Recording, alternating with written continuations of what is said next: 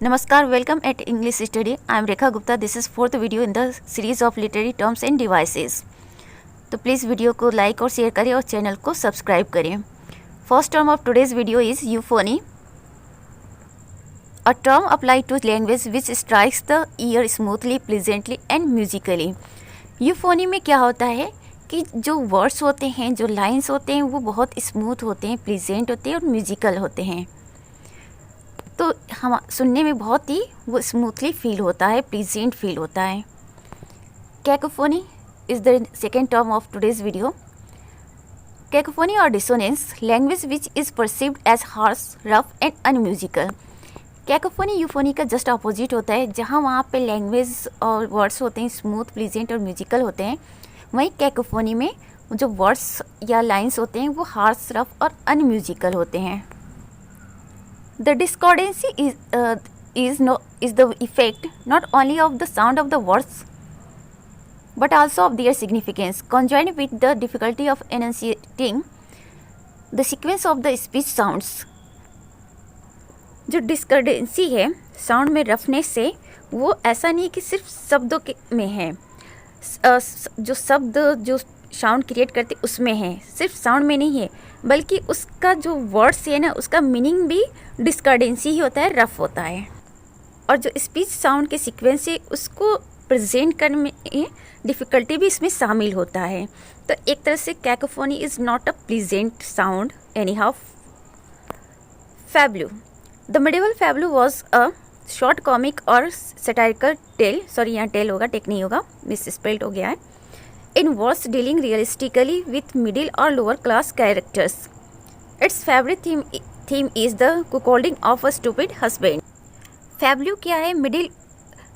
Medieval era में ये एक शॉर्ट कॉमिक या सटारिकल टेल हुआ करता था वर्स फॉर्म में. जनरली ये मिडिल या लोअर क्लास के जो कैरेक्टर्स हैं उसको रिप्रेजेंट करता है. Its favourite theme is the cuckolding of a stupid husband. इसका जो फेवरेट थीम है, जो स्टूपिड हस्बैंड्स के जो अनफेथफुलनेस है उसको प्रेजेंट करता है. Next is fancy, the power of conception and representation in artistic expression, such as through the figure of speech by a poet. The term is sometimes used as a synonym for imagination, especially in the sense of the power of conceiving and giving artistic form to that which is not existent, known or experienced. Fancy में क्या होता है? Artistic expression में conception और representation का power ही fancy होता है, और ये जनरली फिगर ऑफ स्पीच के थ्रू किया जाता है. The term is sometimes used as synonym for imagination. कभी कभी फैंसी को इमेजिनेशन के साथ भी यूज़ कर लिया जाता है, उसी के सिनोनिम के तौर पे.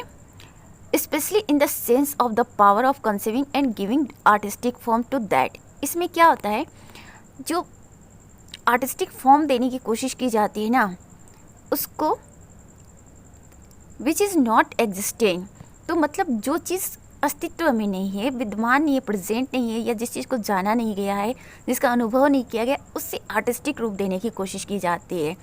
Means fancy is just like which is not real, just like imagination. Imagination, the ability to produce and stimulate novel objects, sensations and ideas in the mind without any immediate input of the senses. Imagination में नए object, sensation और ideas को represent करने की कोशिश की जाती है, और माइंड में जिसका तुरंत मतलब सेंस किया जा सके.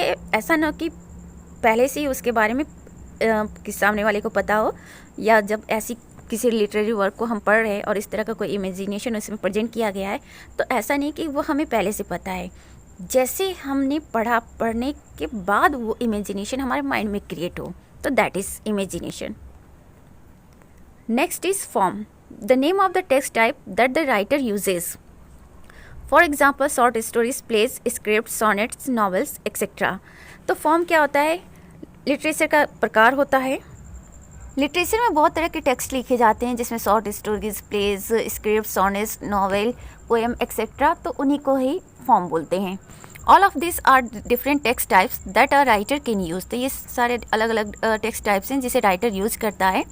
The form of a text is important because it tells you about the writer's intentions, characters or key themes. किसी भी टेक्स्ट का फॉर्म जानना बहुत ज़रूरी होता है, क्योंकि उससे एक आइडिया लगता है कि राइटर की इंटेंशंस क्या है उस फॉर्म को लिखने के पीछे या उस टेक्स्ट को लिखने के पीछे, और साथ ही उसमें जो कैरेक्टर्स हैं जो उस फॉर्म का की थीम है, उस टेक्स्ट का की थीम से उसके बारे में भी एक आइडिया आ जाता है। Next is free verse, sometimes refer to as open form verse और by the French term vers Libre.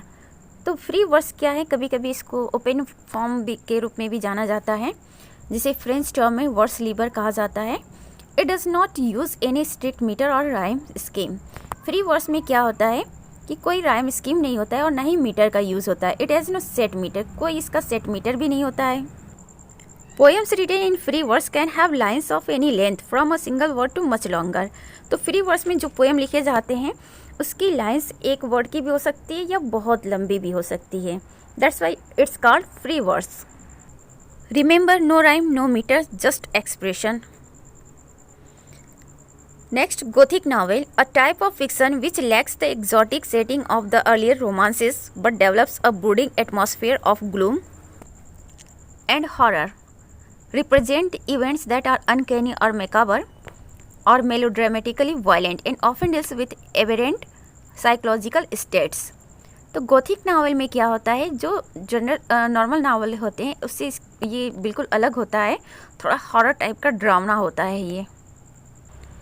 Gothic novel में किसी तरह का रोमांस नहीं देखने को मिलेगा, जो एटमॉस्फेयर देखने को मिलता है वो बिल्कुल ग्लूम, उदास वाला, शैड वाला, हॉरर ड्रामा, एकदम से अलग अलौकिक टाइप का, जैसे विचित्र दिखेगा आपको, और बिल्कुल मेलोड्रामेटिकली जो ये वायलेंस वगैरह दिखेगा, मर्डर हुआ, ये सब हॉरर टाइप का। और साथ में जो साइकोलॉजिकल स्टेट्स होता है वो एबरेंट होता है। Aberrant means what, just like the person is just unaware about what will happen with him or her, just like. Next is graveyard poets, a term applied to 18th century poets who wrote meditative poems usually set in a graveyard on the theme of human mortality in moods which range from elegiac pensiveness to profound gloom. तो graveyard poets क्या होता है, ये 18th century के poet होते हैं, generally उन्हीं के लिए ये वर्ड यूज़ किया गया है, ग्रेवयार्ड पोइट्स। और ये एक तरह का मेडिटेटिव पोएम्स ये लोग लिखते थे, और जनरली इसकी जो सेटिंग होती थी वो ग्रेवयार्ड में होता था, और जो थीम होता था ह्यूमन मॉर्टेलिटी को लेकर होता था, और इसमें जो मूड होता था ना वो बहुत एलिजिक टाइप का मूड होता था, दुखी, निराश, सैड, और एलिजिक पेंसिवनेस टू प्रोफाउंड ग्लूम। तो वही एकदम उदासी वाली, एकदम दुख वाला जो मूड इसमें प्रेजेंट किया जाता है एलिजिक ग्रेवयार्ड पोएट्स के वर्क में। ग्रेवयार्ड पोएट्स के जो वर्क होते हैं जनरली एलिजी होते हैं, या एलिजी के जैसे सैड पोएम्स होते हैं, मेलांकोली वाले होते हैं। Next term is haiku. Haiku is a Japanese poetic form that represents in 17 syllables ordered into 3 sets of 5, 7 and 5 syllables. The poet's emotional or spiritual response to a natural object, scene or season of the year. तो haiku एक Japanese poem का form है, और इसमें 17 syllables का use होता है, जो कि 3 सेट्स में होते हैं, 5, 7, 5 syllable के सेट्स में। इसमें नेचुरल ऑब्जेक्ट, सीन या जो सीजन्स होते हैं उसको लेकर पोएट्स के जो इमोशंस होते हैं या स्पिरिचुअलिटी होती है वो प्रेजेंट होता है, उसको शो किया जाता है हाइकू में। Next term is Harlem Renaissance, a period of remarkable creativity in literature, music, dance, painting and sculpture by African Americans from the end of the first world war in 1917 through the 1920s। तो Harlem renaissance क्या है, एक तरह की ये literary creativity है, और बहुत ही ये रिमार्केबल पीरियड रहा है। किस फील्ड में, लिटरेचर के फील्ड में, म्यूजिक, डांस, पेंटिंग और स्कल्पचर के फील्ड में, किनके द्वारा, अफ्रीकन अमेरिकन्स के द्वारा। और इसकी टाइम पीरियड है फर्स्ट वर्ल्ड वॉर से लेकर 1920s तक। Next term is heroic couplets, a rhyming couplets or pair of lines with ends rhymes in iambic pentameter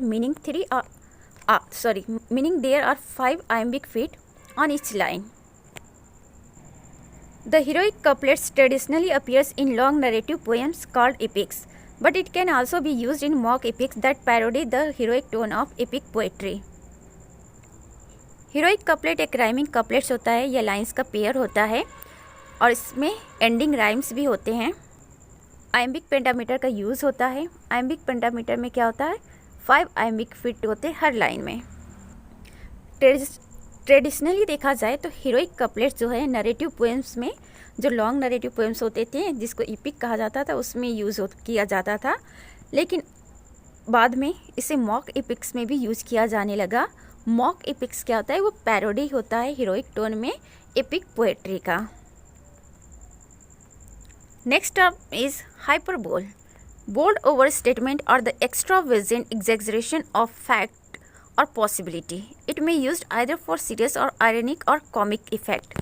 hyperbole में क्या होता है, जो स्टेटमेंट यूज़ होता है वो बहुत ही बोल्ड और ओवर स्टेटमेंट होता है, बहुत ज़्यादा एग्जेजरेट किया जाता है, बढ़ा चढ़ा कर बातों को बोली जाती है, जो भी फैक्ट्स होते हैं, पॉसिबिलिटी होती हैं। हाइपरबोल का यूज़ सीरियस इफेक्ट के लिए भी होता है, आयरनिक इफेक्ट के लिए भी होता है और कॉमिक इफेक्ट के लिए भी इसका यूज़ किया जाता है। It's not intended to be taken literally, makes the reader understand just how much the writer felt in that moment. तो इसमें क्या होता है, जो भी लिटरल मीनिंग होता है वो नहीं देखा जाता है और इसमें रीडर को ये समझाने की कोशिश की जाती है कि एट दैट टाइम राइटर कितना डीपली फील कर रहा था, चाहे वो सीरियस मोमेंट हो या आयरनिक मोमेंट हो या कॉमिक मोमेंट हो। एक एग्जांपल है शेक्सपियर का बहुत ही अच्छा, all the perfumes of Arabia will not Sutton this little hand. तो ये एग्जांपल हाइपरबोल का ही है। वैसे फिगर ऑफ स्पीच की अलग से वीडियो लेकर आएंगे जिसमें थोड़ा और डिटेल में इसमें डिस्कस किया जाएगा और बहुत सारे एग्जांपल भी लेकर आएंगे। Next term is imagery, a literary device used in poetry, novel and other writings that uses vivid descriptions that appeals to a reader's senses to create an image or idea in their head. Imagery does not only paint a picture but aims to portray the sensational and emotional experience within text. Imagery literary device से जो poetry, novel या other writings में use किया जाता है, vivid description को present करता है रीडर के सेंसेस को अपील करने के लिए, टू क्रिएट एन इमेज और आइडिया इन दियर हेड। तो ये रीडर के जो सेंसेस है उसको अपील करता है ताकि उसके माइंड में, जब रीडर उस वर्क को पढ़े तो उसके माइंड में एक इमेज या आइडिया क्रिएट हो। Imagery does not only paint a picture, ये क्या करता है, इमेजरी जो होता है ना, वर्ड के थ्रू पिक्चर पेंट करने की कोशिश की जाती है। तो सिर्फ ये पिक्चर तो पेंट करता ही करता है, ऐसा नहीं कि सिर्फ पिक्चर पेंट करता है, ये पोर्ट्रे भी करता है। टेक्स्ट के अंदर जो सेंसेशनल और इमोशनल एक्सपीरियंस है उसको पोर्ट्रे भी करने की कोशिश करता है। तो इमेजरी शब्दों का पेंटिंग तो होता ही है, साथ में एक तरह से पोर्ट्रे भी होता है सेंसेशनल और इमोशनल एक्सपीरियंस का। This is all about today's videos. I will come with another video in this series, so be connected with English study, be happy and keep smile. Thanks for watching.